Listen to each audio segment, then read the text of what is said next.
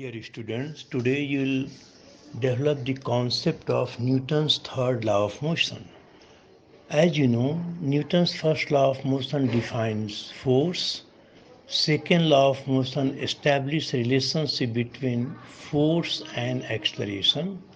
The third law tells us about the origin of external force on the body.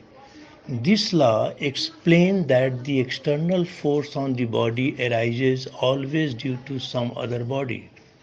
So now, according to Newton's third law states that for every action there is an equal and opposite reaction. There are certain few points which must be remembered, which must be noted. The force of action and reaction are equal in magnitude but opposite in direction. And no action can occur in the absence of reaction. The forces in nature always exist in pairs. Now the another point which is very important, that no action can occur in the absence of reaction. The force of action and reaction acts along the line joining the center of the two bodies. Now try to understand the Newton's third law of motion with the help of some experiment. See the figure. In this figure, the fix the hook on the wall. The spring, we have two spring balance. Now connect the spring balance as shown in figure. Now what happens if you apply pulls of different strength? For each pull, both spring balance show equal readings. You can perform at your house also. You will find that both the spring balance shows equal readings, also equal readings after increasing the force.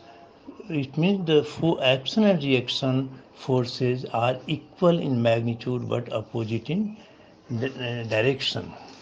Now the another example is you can see in figure.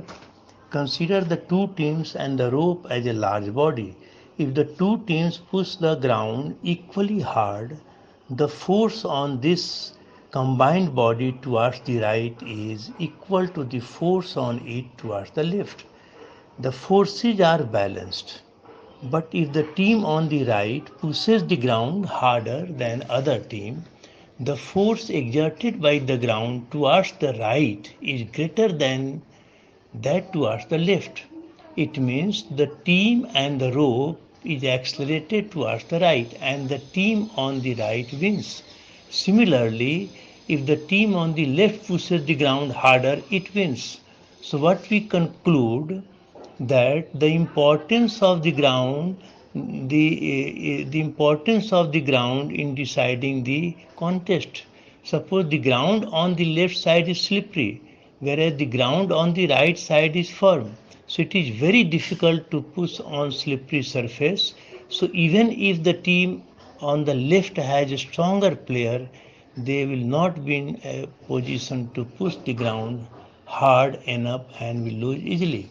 So what we conclude, that the forces the forces are always equal and opposite, but the question arises, if the forces are equal and opposite, how the body is accelerated, how the body is in motion? The answer is very simple. Here the two forces are definitely equal and opposite, but they are acting at two different bodies. If they will be acting at the same body, then they can cancel each out. But they are acting on the two different bodies, so they will not cancel each out, and there will be motion.